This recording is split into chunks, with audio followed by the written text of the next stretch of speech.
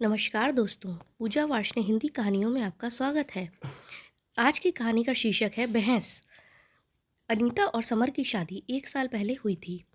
अनीता ने घर में आते ही एक सुघड़ गृहिणी की तरह घर को अच्छे से संभाल लिया था, लेकिन सुनैना जी को उसका किया कोई काम पसंद नहीं आता।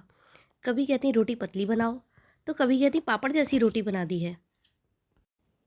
कभी सब्जी में मीन मेख निकालती, तो कभी उसके घर के काम करने और रहन सहन के तरीके में। शुरुआत के दिनों में तो अनीता कुछ नहीं बोली, लेकिन अब आए दिन की झिक-झिक से परेशान होकर उसने जवाब देना चालू कर दिया। दोनों सास बहू में तू-तू मैं-मैं चलती रहती। कुछ समय के बाद अनीता को एहसास हुआ कि इन रोज-रोज के झगड़ों के कारण वो चिड़ी-चिड़ी सी रहने लगी है और उसके मन का चैन सुकून भी जा रहा है। इसलिए अब वो चुप रहती, सासू माँ कुछ न कुछ बोलती ही रहती। लेकिन अनीता ने जवाब देना तो दूर, उनकी बातों को सुनना तक बंद कर दिया था। न चाहते हुए भी उसके मन में सास के प्रति खटास बढ़ती जा रही थी। वो हर समय सुनैना जी से कटी कटी रहती। अब सासू माँ को दिक्कत थी कि बहू हमेशा मुंह फुलाए रहती है और बात नहीं करती। सास बहू के बीच दूरियां बढ़ती जा रही थी। समर जब भी दफ्तर से आता तो सुनैना जी कहती, देख बेटा, घर में मैं और बहू ही तो हैं। तू तो दफ्तर चला जाता है। अब बता, अगर बहू बात नहीं करेगी तो मैं किससे बात करूं?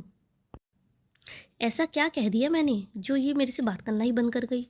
वैसे तो समर इन बातों में नहीं पड़ना चाहता था, लेकिन बार बार यही कहती तो उसे अपनी पत्नी से सीधे मुंह कारण पूछना ही पड़ा। अनीता बोली, समर, मैं अपना काम पूरी जिम्मेदारी से करती हूँ, लेकिन मैं कितनी भी मेहनत कर लूँ, आपकी माँ को बस बोलने का बहाना चाहिए। उन्हें मेरी हर बात से दिक्कत है। मैं भी इंसान हूँ, मुझे भी बुरा लगता है, लेकिन मैं हर बार झुक जाती हूँ। अब और बर्दाश्त नहीं होता समर, इसलिए बस खुद को इन सबसे अलग कर लिया है।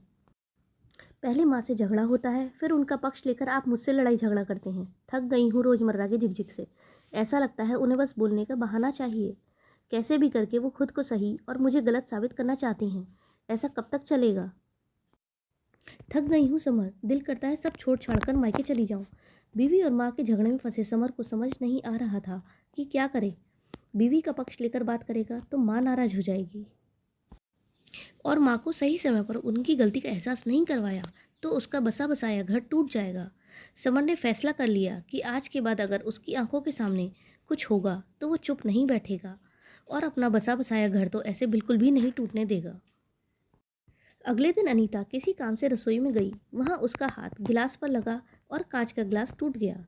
आवाज़ सुनते ही सुनैना जी किचन की ओर दौड़ी और बोली, ओ हो बहू, कोई काम ध्यान से नहीं करती हो, तोड़ दिया ना गिलास। पता है, ये जूस सेट मेरी बेटी महिमा ने इतने प्यार से लेकर आई थी, लेकिन तुम्हें कोई कदर ही नहीं इतने महंगे और अनमोल गिफ्ट की। इतनी बार कहा है घर में क्रॉकरी इस्तेमाल मत किया करो। अगर एक भी कप, प्लेट या ग्लास टूट जाता है तो पूरा सेट खराब हो जाता है। माँ जी, ये मैंने इस्तेमाल नहीं किया है, आपके बेटे ने किया था और शेल्फ के किनारे पर रखकर चले गए। मेरा हाथ लगा और ये ग्लास नीचे गिर गया। तो संभाल कर रखना था ना किचन का सामान। अब क्रॉकरी और घर के बर्तन मिक्स करके रखोगी तो यही तो होगा। किचन का ही हाल देख लो, जब तक मैं संभालती थी पूरी किचन टिप टॉप रहती थी। अब तो किचन में घुसने का ही मन नहीं करता। सारा सामान इधर उधर बिखरा रहता है। समर बहुत देर से माँ और बीवी की बातें सुन रहा था, लेकिन उनकी बहस खत्म होने का नाम ही नहीं ले रही थी। समर अपने कमरे से आया और बोला, क्या बात है माँ, क्यों चिल्ला रही हो? क्यों चिल्ला रही हूँ? 1 साल हो गया तेरी शादी को और इस महारानी को अभी तक घर संभालना नहीं आया। इसकी गलती के कारण मेरा नया सेट खराब हो गया। सुनैना जी तुनक्कर बोली, माँ, क्या ये क्रॉकरी इतनी अनमोल है जिसके कारण हम घर में लड़ाई झगड़ा करें? चीज़ें तो इस्तेमाल करने के लिए ही बनी हैं, और जब इस्तेमाल करते हैं तो ये टूटती भी हैं। गलती हम सबसे होती है, लेकिन इन निर्जीव चीज़ों की वजह से घर में कलेश करना कहाँ तक ठीक है? आपको नया सेट चाहिए तो मैं अभी ऑनलाइन ऑर्डर कर देता हूँ, लेकिन आज के बाद रसोई के बर्तनों के कारण घर में लड़ाई झगड़ा नहीं होना चाहिए। समर के इतना बोलते ही सुनैना जी अपने कमरे में चली गईं। समर पीछे पीछे गया और बोला, माँ, मेरा दोस्त है ना रवि, उसकी बीवी उसको छोड़कर चली गई है और बात तलाक तक आ पहुंची है। कारण मियाँ बीवी का झगड़ा नहीं है, सास बहू का झगड़ा था। मैं नहीं चाहता ये सब हमारे घर में भी हो। माँ, आप ये घर अनीता को सौंप कर निश्चिंत क्यों नहीं हो जाती? क्यों हर बात पर टोका टाकी करती हैं? क्या ये सब ज़रूरी है? आज आप ऐसा करेंगी तो कल को ज़रूरत पड़ने पर बहू आपकी सेवा कैसे करेगी? बात को समझो माँ। आप पूरा दिन अनीता के साथ टोका टाकी करती रहती हो। क्या आप महिमा दीदी के साथ ऐसा व्यवहार करने के बारे में सोच भी सकती हो? बताओ माँ। अगर आप चाहती हो कि बहू आपको माँ समझे तो आप भी उसे बेटी का दर्जा दो। समय रहते अपने बेटे का घर बचा लो माँ। अगर हमने समझदारी से काम नहीं लिया तो अनीता घर छोड़कर चली जाएगी और फिर मुझे भी उसके साथ जाना पड़ेगा।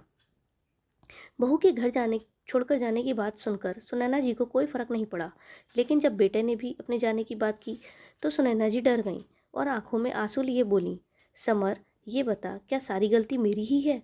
बहू की कोई गलती नहीं है जो तू उसके साथ घर छोड़कर जाना चाहता है। माँ, आप निश्चिंत रहो, उससे भी बात करता हूँ और कोई ये घर छोड़कर नहीं जाएगा। हम सभी अपनी गलतियों से सबक लेंगे और जो बातें घरों को तोड़ती हैं उन्हें तो बिल्कुल नहीं दोहराएंगे। उस दिन के बाद से सुनैना जी ने बहू के कामों में टोका टोकी करना छोड़ दिया और अगर वो कुछ कहती तो अनीता उनकी बात को ध्यान से सुनती और उस पर अमल भी करती। इस छोटे से बदलाव ने घर का पूरा माहौल बदल दिया। जो तूफान उस घर में आने वाला था उसे समर ने अपनी समझदारी से आने से पहले ही रोक दिया। सास बहू के बीच बढ़ती दूरियां इस छोटी सी पहल से नज़दीकियों में बदल गईं।